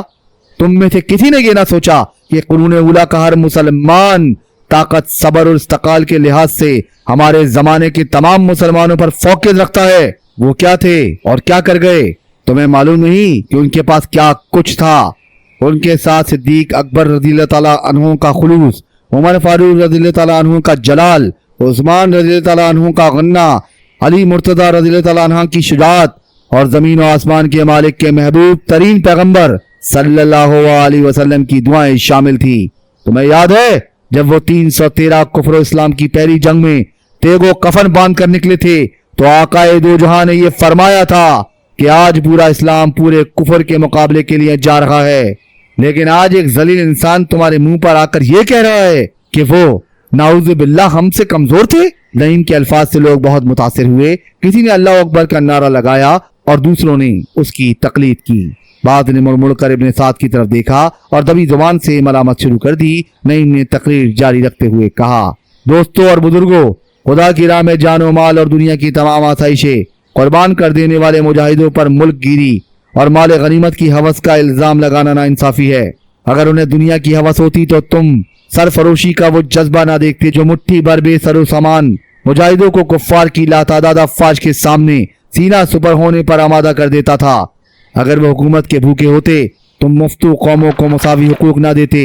और आज भी हम में से कोई ऐसा नहीं जो जिहाद पर शहादत के बजाय माले गनीमत का इरादा लेकर जाता है। मुजाहिद हुकूमत से बेनियाज है, लेकिन खुदा की राह में सब कुछ कुर्बान कर देने वालों के लिए दुनिया में हर लिहाज से सर बुलंद रहना ताज्जुब खेज नहीं, सल्तनत मुजाहिद के फकीर का जुज़ू लाजिम है। मुसलमानों, हमारे माजी की तारीख के सफ़ात अगर सिद्दीक अकबर रज़ियल्लाहु ताला अन्हु की ईमान और खुलूस के तबसरों से लबरेज हैं, जो अब्दुल्ला बिन नबी के मुनाफ़क़त की दास्तान से भी खाली नहीं। सिद्दीक रज़ियल्लाहु ताला अन्हु के नक्शे कदम पर चलने वालों की जिंदगी का मकसद हमेशा इस्लाम की सरबुलंदी था और अब्दुल्ला बिन नबी के जानशीन हमेशा इस्लाम की तरक्की की राह में रोड़े अटकाते रहे हैं। लेकिन नतीजा क्या निकला? मैं अब्दुल्ला बिन नबी के उस जानशीन से पूछता हूँ, इब्ने सादिक की हालत उस गीदड़ की सी थी जिसे चारों तरफ से शिकारियों ने घेर रखा हो। उसको यकीन हो चुका था कि ये जादू बया नौजवान चंद और अल्फाज के बाद तमाम मजमे को उसके खिलाफ मुश्तइल कर देगा। उसने इधर उधर देखा और लोगों की हौसला शिकन निगाहें देखकर पीछे खिसकने लगा। किसी ने कहा, मुनाफिक जाता है, पकड़ो, और कई नौजवान पकड़ो पकड़ो कहते हुए उस पर टूट पड़े। उसके साथियों ने उसे छुड़ाने की कोशिश की, लेकिन हुजूम के आगे बस ना चला। किसी ने उसे धक्का दिया और किसी ने थप्पड़ रसीद किया। मोहम्मद बिन कासिम ने भागकर लोगों को इधर उधर हटाया और बड़ी मुश्किल से उसकी जान छुड़ाई। इब्ने सादिक अपने मद्दाओं के दस्ते शफकत से आजाद होते ही सर पर पांव रख कर भागा। चंद मनचले नौजवानों ने शिकार जाता देखकर उसका ताक़ुब करना चाहा, लेकिन मोहम्मद बिन कासिम ने उन्हें रोक दिया। इब्ने सादिक की जमात के आदमी यक के बाद दीगरे मस्जिद से बाहर निकल गए। लोग फिर खामोश होकर नईम की तरफ मुतवज्जह हुए और उसने तकरीर शुरू की। इस दुनिया में जहाँ हर जर्रे को अपने क़याम के लिए दूसरे जर्रों की ठोकरों का जवाब देना पड़ता है, एक मुसलमान के लिए जहाद एक अहम तरीन फ़र्ज है। दुनिया को अमन का घर बनाने के लिए ये ज़रूरी है कि कुफर का आतिश कदा ठंडा कर दिया जाए। बद्र हुनैन, कासिया, यरमूक और अजनादीन की रिज़म गाहों में हमारे असलाफ की तकबीरें कुफर की आग में जलते हुए बेबस इंसानों की चीखों का जवाब थीं, और आज सितम रसीदा इंसानियत सिंध के मैदानों में हमारी तलवारों की झंकार सुनने के लिए बेकरार है। मुसलमानों, तुम अपनी कौम की उस बेटी की फरियाद सुन चुके हो जो सिंध के राजा की कैद में है। मैं तुम्हें सिंध की फतह की बशारत देता हूँ। मुजाहिद की तलवार खुदा की तलवार है, जो गर्दन उसके सामने अकड़ेगी कट कर रह जाएगी। सिंध के मगरूर राजा ने तुम्हें अपनी तलवार की तेजी और बाजू की कुव्वत आजमाने की दावत दी है। मुजाहिदो, उठो और साबित कर दो कि अभी तुम्हारी रगों में शह सवाराने अरब का खून मुंजमद नहीं हुआ। एक तरफ खुदावंदे करीम तुम्हारे जज्बा जिहाद और दूसरी तरफ दुनिया तुम्हारी गैरत का इम्तिहान लेना चाहती है। क्या तुम इस इम्तिहान के लिए तैयार हो? हम तैयार हैं, हम तैयार हैं। बूढ़े और जवान फलक शिगाफ नारों से कमसन मुजाहिद की आवाज पर लब्बैक कह रहे थे। नईम ने बूढ़े उस्ताद की तरफ देखा। उसके होंठों पर मुस्कुराहट थी और आंखों में मुसर्रत के आंसू छलक रहे थे। इब्ने आमिर ने दोबारा उठकर मुख्तसर सी तकरीर के बाद भर्ती के लिए नाम पेश करने वालों को जरूरी हिदायत दी और ये जलसा बर्खास्त हुआ। रात के वक्त मोहम्मद बिन कासिम के यहाँ इब्ने आमिर, सईद, नईम और शहर के चंद मुअज़्ज़िज़ीन दिन के वाक़यात पर तबसरा कर रहे थे। नईम उस दिन न सिर्फ बसरा के नौजवानों को अपना गर्विदा बना चुका था, बल्कि उमर रसीदा लोग भी उसकी जरूरत की दाद दे रहे थे। इब्ने आमिर अपने होनहार शागिर्द को अच्छी तरह जानता था। उसे मालूम था कि उसके दिल में खतरनाक से खतरनाक हादसात का खंदा पेशानी से मुकाबला करने का जौहर बदरजा अतम मौजूद है। लेकिन आज जो कुछ नईम ने किया वो इस वाकयात से कहीं ज्यादा था। सईद की खुशी का भी कोई ठिकाना ना था। वो बार बार नौजवान भांजे की तरफ देखता और हर बार उसके मुंह से नईम के लिए दराजी उमर की दुआएं निकलती। तकरीर के बाद उसने नईम की हौसला अफजाई के लिए सबसे पहले अपना नाम पेश किया था और मकतब में उसकी अशद जरूरत के बावजूद इब्ने आमिर उसे लश्कर का साथ देने की इजाजत दे चुका था। बदाते खुद इब्ने आमिर की नहीफ बाजुओं में तलवार उठाने की ताकत न थी, ताहम उसने अपने होनहार शागिर्द मोहम्मद बिन कासिम और नईम का साथ देने का इरादा किया था। लेकिन बसरा के लोगों ने इस बात की मुखालफत की और एक जुबान होकर कहा, मदरसे में आपकी खिदमत की ज्यादा जरूरत है। अहले बसरा सईद को भी रोकना चाहते थे, लेकिन मोहम्मद बिन कासिम ने हर अव्वल की क़यादत के लिए एक तजुर्बेकार जर्नेल की जरूरत महसूस करते हुए उसे अपने साथ शामिल कर लिया। नईम को हर लम्हा एक मंजिल से करीब और एक मंजिल से दूर ले जा रहा था। वो सर झुकाए हाज़रीन मजलिस की गुफ्तगू सुन रहा था। इब्ने आमिर हस्ब आदत कुरून उला में कुफ्र इस्लाम की जबरदस्त जंगों के वाक़यात बयान कर रहे थे। किसी ने बाहर से दस्तक दी। मोहम्मद बिन कासिम के गुलाम ने दरवाजा खोला। एक उमर रसीदा अरब जिसकी भवें तक सफेद हो चुकी थी, एक हाथ में गठरी उठाए और दूसरे में अस्सा थामे अंदर दाखिल हुआ। उसके चेहरे पर पुराने जख्मों के निशानात जाहिर कर रहे थे कि वो किसी जमाने में तलवारों और नेदों से खेल चुका है। इब्ने आमिर उसे पहचान कर उठा और एक कदम आगे बढ़कर उससे मुसाफा किया। बूढ़े ने कमजोर आवाज में कहा, मैं मकतब में आपकी तलाश करता रहा, वहां से पता चला कि आप यहाँ आए हुए हैं। आपने बहुत तकलीफ उठाई, बैठिए। बूढ़ा इब्ने आमिर के करीब बैठ गया। इब्ने आमिर ने कहा, बड़ी मुद्दत के बाद आपकी जियारत नसीब हुई, कहिए कैसे आना हुआ? बूढ़े ने कहा, मुझे आज किसी ने मस्जिद के वाक़यात बताए थे। मैं उस नौजवान का मुतलाशी हूँ जिसकी हिम्मत के गीत आज बसरा के बच्चे और बूढ़े सब गा रहे हैं। मुझे ये पता चला था कि वो अब्दुर्रहमान का बेटा है। अब्दुर्रहमान का बाप मेरा दोस्त था। अगर आपको वो लड़का मिले तो मेरी तरफ से उसे चंद चीजें पेश कर दें। बूढ़े ने कहकर गठरी खोली और कहा, परसों तुर्किस्तान से खबर आई थी कि उबैदा शहीद हो चुका है। उबैदा कौन, आपका पोता? इब्ने आमिर ने सवाल किया। हाँ वही। घर पर उसकी ये तलवार और दर्रा फालतू पड़ी थी। अब मेरे घराने में इन चीज़ों का हक अदा करने वाला कोई नहीं, इसलिए मैं चाहता हूँ कि ये किसी मुजाहिद की नज़र कर दी जाएं। इब्ने आमिर ने नईम की तरफ देखा।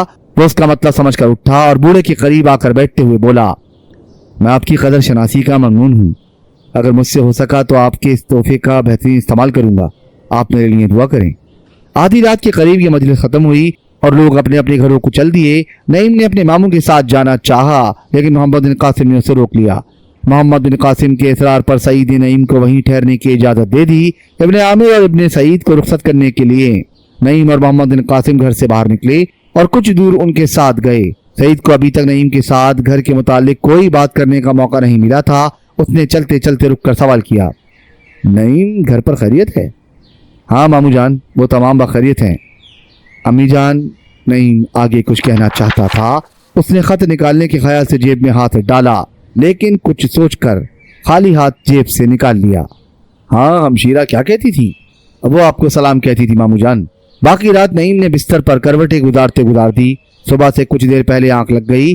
خواب میں اس نے دیکھا کہ وہ بستی کے نخلستانوں کی دلفریب فضاؤں میں محبت کے نغمے پیدا کرنے والی محبوبہ سے کوسوں دور سندھ کے وسیع میدانوں میں جنگ کے بھیانک مناظر کے سامنے کھڑا ہے۔ اگلے دن نعیم فوج کے ساتھ ایک سالار کی حیثیت سے روانہ ہو گیا۔ وہ ہر قدم پر آرزوؤں کی پرانی بستی کو رونتا اور امنگوں کی نئی دنیا بیدار کرتا ہوا آگے بڑھ رہا تھا۔ شام سے کچھ دیر پہلے یہ لشکر ایک اونچے ٹیلے پر سے گزر رہا تھا۔ اس مقام سے وہ نخلستان جس کی چھاؤں میں وہ زندگی کے بہترین سانس لے چکا تھا نظر آنے لگا۔ اس کی جوان اور معصوم امیدوں کی بستی راستے سے فقط 2 کوس کے فاصلے پر ایک طرف کو تھی۔ جی میں آیا کہ گھوڑے کو سر پر چھوڑ کر ایک بار اس صحرائی حور سے چند الوداعی ملاقاتیں کہہ سنائے، لیکن مجاہد کا ضمیر ان لطیف خیالات پر غالب آ گیا۔ اس نے جیب سے خط نکالا، پڑھا اور پھر جیب میں ڈال لیا۔ گھر میں عبداللہ اور نعیم کی آخری گفتگو سن لینے کے بعد عذرا کی خوشی کا اندازہ کرنا ذرا مشکل تھا۔ اس کی روح مسرت کے ساتویں آسمان پر رقص کر رہی تھی۔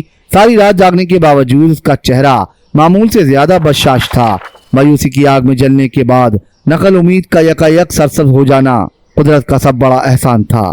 عذرا آج عبداللہ کے احسان کے بوجھ تلے دبی جا رہی تھی، اور اگر اس مسرت میں کوئی خیال رکھنا اندازی کر رہا تھا تو یہ تھا کہ یہ خوشی عبداللہ کی شرمندہ احسان تھی۔ وہ سوچتی تھی کہ عبداللہ کا یہ ایثار فقط نعیم کے لیے نہ تھا بلکہ ان دونوں کے لیے تھا۔ اس کی محبت کس قدر بے لوث تھی، اس کے دل کو کس قدر صدمہ پہنچا ہوگا۔ کاش وہ اسے یہ صدمہ نہ پہنچاتی، کاش اسے نعیم سے اس قدر محبت نہ ہوتی اور وہ عبداللہ کا دل نہ توڑتی۔ ایسے خیالات سے اچھلتا ہوا دل بیٹھ جاتا، لیکن دل کے ساز پر غم کی یہ ہلکی ہلکی تانیں مسرت کے راگ میں زیر و بم میں دب کر رہ جاتی۔ عذرا کا خیال تھا کہ نعیم شام سے پہلے واپس آ جائے گا۔ اس نے انتظار کا دن بڑی مشکل سے کاٹا۔ شام ہوئی لیکن نعیم واپس نہ آیا۔ جب شام کا دھندلکا شب کی تاریکی میں تبدیل ہونے لگا اور آسمان کی ردائے سیاہ پر تاروں کی موتی جگمگانے لگے، عذرا کی بے چینی بڑھنے لگی۔ آدھی رات گزر گئی تو عذرا شب غم کو صبح امید کا سہارا دے کر کروٹیں لیتی ہوئی سو گئی۔ دوسرا دن اس نے زیادہ بے چینی سے گزارا اور آنے والی رات گزشتہ رات سے زیادہ طویل نظر آئی۔ صبح گزری، شام آئی لیکن نعیم واپس نہ آیا۔ شام کے وقت عذرا گھر سے نکلی اور کچھ فاصلے پر ایک ٹیلے پر چڑھ کر نعیم کی راہ دیکھنے لگی۔ بصرہ کے راستے پر ہر بار تھوڑی بہت گرد اڑنے پر نعیم کی آمد کا شک ہوتا، لیکن ہر بار یہ وہم غلط ثابت ہونے پر وہ دھڑکتے ہوئے دل پر ہاتھ رکھ کر رہ جاتی۔ اونٹوں اور گھوڑوں پر کئی سوار گزرے، ہر سوار دور سے اسے نعیم نظر آتا، لیکن قریب سے دیکھنے پر وہ اپنا سا منہ لے کر رہ جاتی۔ شام کی ٹھنڈی ہوا چل رہی تھی، چرواہے اپنے گھروں کو واپس جا رہے تھے۔ عذرا گھر کی طرف لوٹنے کا ارادہ ظاہر کر رہی تھی کہ پیچھے سے کسی کے پاؤں کی آہٹ سنائی دی۔ مڑ کر دیکھا تو عبداللہ آ رہا تھا۔ عذرا نے حیا اور ندامت سے آنکھیں جھکا لی۔ عبداللہ چند قدم آگے بڑھا اور بولا، عذرا اب گھر چلو، فکر نہ کرو، وہ جلد آئے گا۔ بصرہ میں کئی بڑے آدمی اس کے دوست ہیں، کسی نے اسے زبردستی روک لیا ہوگا۔ عذرا کچھ کہے بغیر گھر کی طرف چل دی۔ اگلے دن بصرہ سے ایک آدمی آیا اور اس کی زبانی معلوم ہوا کہ نعیم سندھ کی طرف روانہ ہو چکا ہے۔ یہ خبر موصول ہونے پر صابرہ، عبداللہ اور عذرا کے دل میں کئی خیالات پیدا ہوئے۔ صابرہ اور عبداللہ کو شک گزرا کہ اس کی خودداری نے بھائی کا احسان مند ہونا گوارا نہیں کیا۔ عذرا کے شکوک ان سے مختلف تھے۔ عبداللہ کے الفاظ کہ بصرہ میں کئی بڑے بڑے آدمی اس کے دوست ہیں، کسی نے زبردستی روک لیا ہوگا، اس کے دل پر گہرا اثر کر چکے تھے۔ وہ بار بار اپنے دل سے یہ کہتی، نعیم کے حسن اور بہادری کی شہرت نے بڑے بڑے آدمیوں کو اس کا گرویدہ بنا لیا ہوگا، وہ اس سے تعلق پیدا کرنا اپنے لیے باعث فخر خیال کرتے ہوں گے۔ بصرہ میں شاید ہزاروں حسین اور عالی نسب لڑکیاں اس پر فدا ہوں گی۔ آخر مجھ میں ایسی کون سی بات ہے جو اسے کسی اور کا ہو جانے سے منع کر سکتی؟ اگر اسے ضرور جہاد پر جانا تھا تو مجھ سے مل کر کیوں نہ گیا؟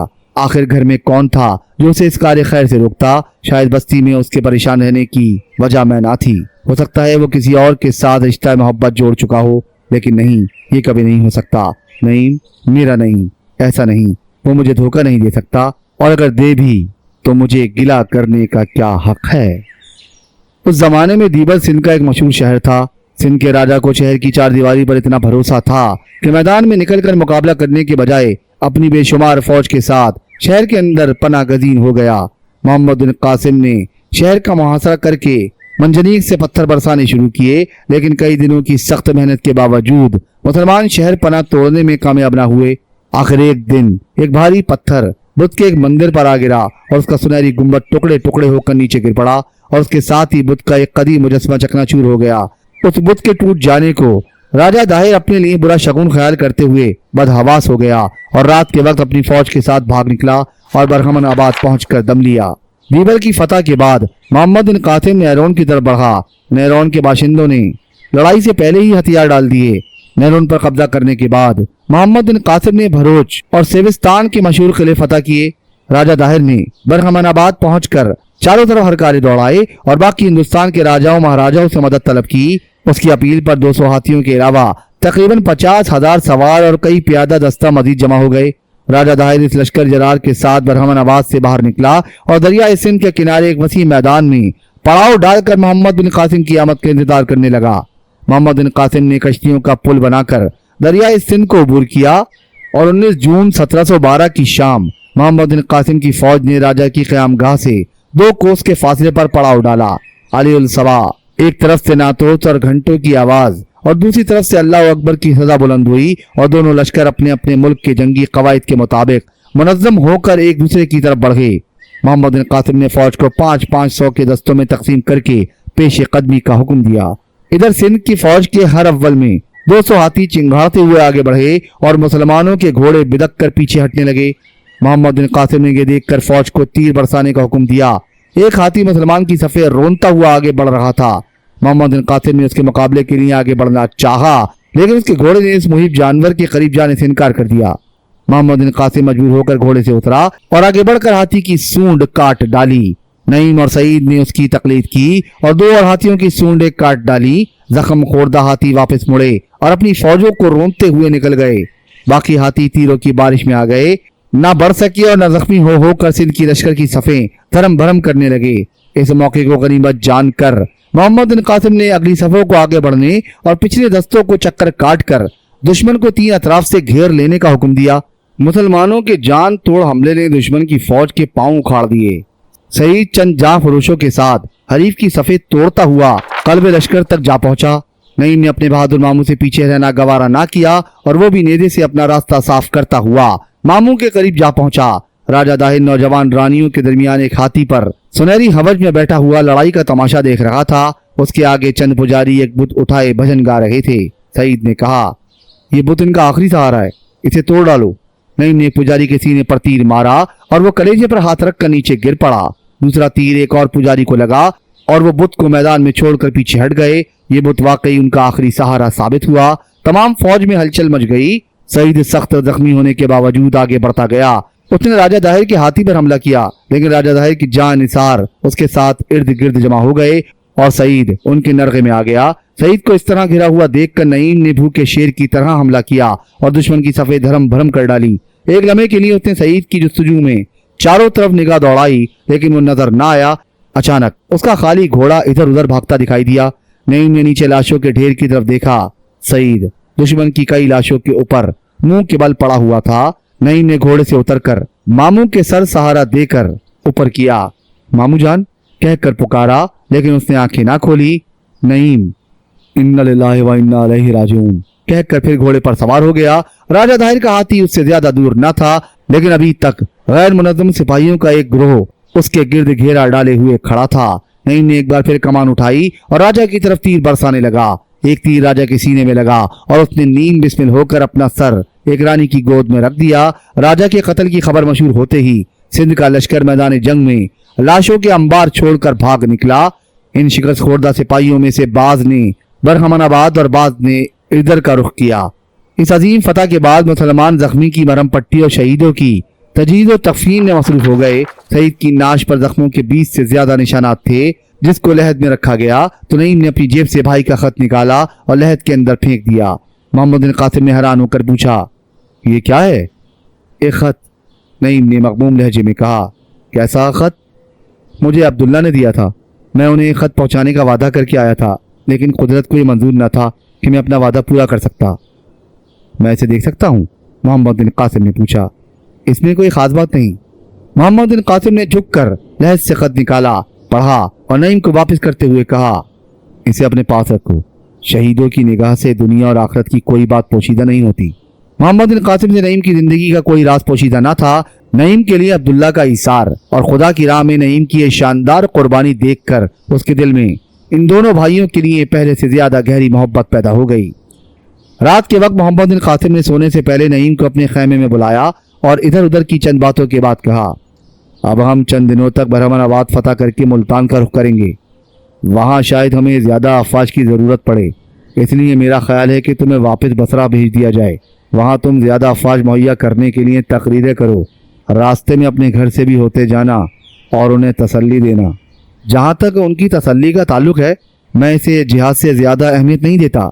रहा मज़ीद भर्ती का सवाल, तो आज की मौरके ने साबित कर दिया है कि सिंध के लिए मज़ीद अफवाज की ज़रूरत नहीं, लेकिन मेरा इरादा फ़कत सिंध फतह करने तक महदूद नहीं। लेकिन एक दोस्त की हैसियत में मुझ पर आपका यह एहसान गैर ज़रूरी होगा। कैसा एहसान? मोहम्मद बिन कासिम ने पूछा। आप मुझे बसरा भेजने के बहाने घर जाने का मौका देना चाहते हैं और मैं इसे एक एहसान समझता हूँ। मोहम्मद बिन कासिम ने कहा, अगर यह एहसान मेरे या तुम्हारे फ़राइज़ से टक्कर खाता हो तो मैं तुम्हें कभी इजाज़त न दूँ, लेकिन फ़िलहाल तुम्हारी इस जगह कोई ज़रूरत नहीं, क्योंकि बरहमानाबाद फतह करना हमारे बाएं हाथ का खेल है। इसके बाद इधर उधर की मामूली रियासतों की सरकोबी के बाद हम मुल्तान का रुख करेंगे। तुम इस वक्त तक आसानी से वापस आ जाओगे और तुम्हारे साथ आने वाले थोड़े बहुत सिपाही हमारी ताकत में काफ़ी इजाफा कर सकेंगे। अच्छा, फिर मुझे कब जाना चाहिए? जिस कदर जल्दी हो सके। अगर तुम्हारे ज़ख्म तुम्हें सफ़र की इजाज़त दे सकें तो कल ही रवाना हो जाओ। मोहम्मद बिन कासिम के इन अल्फाज के बाद नईम बज़ाहिर वहीं बैठा था, लेकिन उसके ख्यालात उसे सिंध की सरजमीन से हज़ारों मील दूर ले जा चुके थे। अली सबा व बसरा का रुख कर रहा था। सिंध में मुसलमानों की फतवाहत की हालात से हज्जाज बिन यूसुफ को हर वक्त बाखबर रखने के लिए मोहम्मद बिन कासिम ने सिंध से लेकर बसरा तक 10-10 कोस के फासले पर सिपाहियों की चौकियां मुकर्रर कर दी थी। उन चौकियों पर डाक रसानी की गर्ज से नहायत तेज रफ्तार घोड़े रखे गए थे। नईम अली सबा सिंध से बसरा की तरफ रवाना हुआ। वह हर चौकी पर घोड़ा बदलता हुआ दिनों का सफर घंटों में तय कर रहा था। रात के वक्त उसने एक चौकी पर कयाम किया। थकावट की वजह से उसे बहुत जल्द नींद आ गई। आधी रात के करीब सिंध की तरफ से एक और सवार की आमद ने नईम और चौकी के सिपाहियों को जगा दिया। सवार लिबास से एक मुसलमान सिपाही मालूम होता था। वो चौकी पर पहुंचते ही अपने घोड़े से उतरा और कहने लगा, मैं बसरा में एक निहायत ज़रूरी खबर लेकर जा रहा हूँ, दूसरा घोड़ा फौरन तैयार करो। नईम को सिंध से हर मामले में दिलचस्पी थी। उसने उठकर मशल की रोशनी में नौवारिद को देखा। वो गंदमी रंग का एक कवि हैकल नौजवान था। तुम मोहम्मद बिन कासिम का पैगाम लेकर जा रहे हो? हाँ। क्या पैगाम है? मुझे किसी को बताने की इजाज़त नहीं। मुझे जानते हो? हाँ, आप हमारी फ़ौज के एक सालार हैं, लेकिन माफ़ कीजिएगा, अगर आपको बताने में कोई हर्ज नहीं, ताहम मुझे सिपा सलार का हुक्म है कि हज्जाज बिन यूसुफ के सिवा ये पैगाम किसी को न दिया जाए। मैं तुम्हारी इस फर्ज शनासी की कदर करता हूँ, नईम ने कहा। इतनी देर में दूसरा घोड़ा तैयार हो गया और नौवारिद उस पर सवार होकर आन की आन में रात की तारीकी में गायब हो गया। चंद दिनों के बाद नईम अपने सफ़र का 3/4 हिस्सा तय करके एक दिलकश वादी में से गुजर रहा था। उसे रास्ते में फिर वही सवार नजर आया। नईम ने उसे गौर से देखने पर पहचान लिया। उसने नईम के करीब आने पर घोड़ा रोक लिया और कहा, आप बहुत तेज रफ्तार से आए, मेरा ख्याल था कि आप बहुत पीछे रह जाएंगे। हाँ, मैंने रास्ते में ज़्यादा देर आराम नहीं किया। आप भी बसरा जा रहे हैं? हाँ, नईम ने जवाब दिया। अगर तुम उस दिन थोड़ी देर के लिए मेरा इंतज़ार कर लेते तो सारा सफ़र इकट्ठे रहते। मेरा ख्याल था कि आप ज़रा आराम से सफ़र करेंगे। अब मैं आपके साथ रहूँगा, चलिए। मेरा ख्याल है कि तुम इन रास्तों से ज़्यादा वाकिफ़ हो। हाँ, मैं इस मुल्क में बहुत देर रह चुका हूँ। चलो फिर आगे तुम चलो। अजनबी ने घोड़ा आगे करके सर पर छोड़ दिया और नईम ने भी उसकी तकलीद की। कुछ देर के बाद नईम ने सवाल किया, हम दूसरी चौकी पर अभी तक क्यों नहीं पहुंचे? कहीं हम रास्ता तो नहीं भूल गए?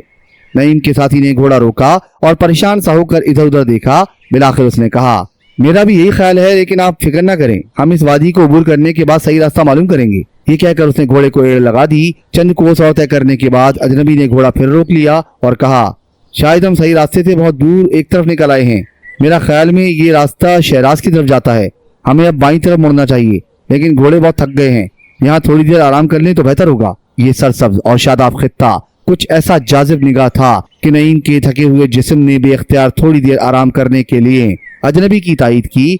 दोनों सवार नीचे उतरे, घोड़ों को एक चश्मे से पानी पिलाकर दरख्त के साथ बांध दिया और सरसब्ज घास पर बैठ गए।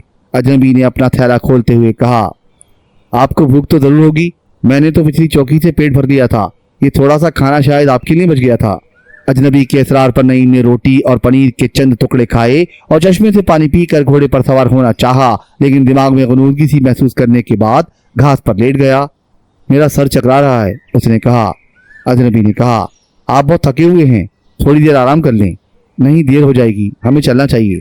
नईम ये कहकर उठा, लेकिन डगमगाते हुए चंद कदम चलने के बाद फिर जमीन पर बैठ गया। अजनबी ने उसकी तरफ देखकर एक मुहीब कहका लगाया। नईम के दिल में फौरन ये ख्याल आया कि उसे खाने में कोई नशावर शय दी गई है।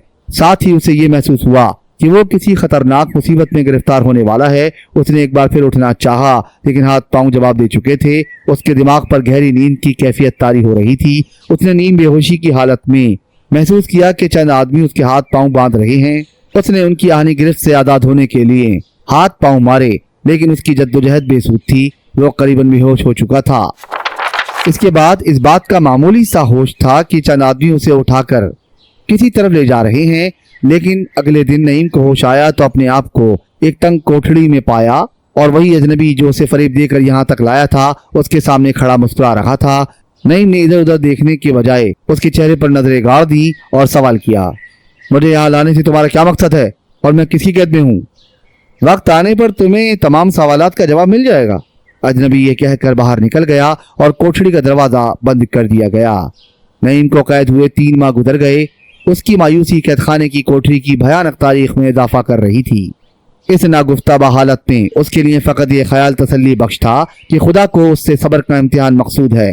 हर सुबह और शाम एक शख्स आता और कैदखाने की दीवार में एक छोटे से सुराख के रास्ते खाना देकर चला जाता। नईम कई बार पूछता, मुझे कैद करने वाला कौन है, मुझे किस लिए कैद किया गया है, लेकिन इन सवालात का कोई जवाब न मिलता। 3 महीने गुजर जाने के बाद नईम एक सुबह बारगाह इलाही में सरबा सजूद दुआ मांग रहा था कि कोठड़ी का दरवाजा खुला और वही अजनबी अपने चंद साथियों के साथ नमूदार हुआ। उसने नईम से मुखातिब होकर कहा, उठो और हमारे साथ चलो। कहाँ?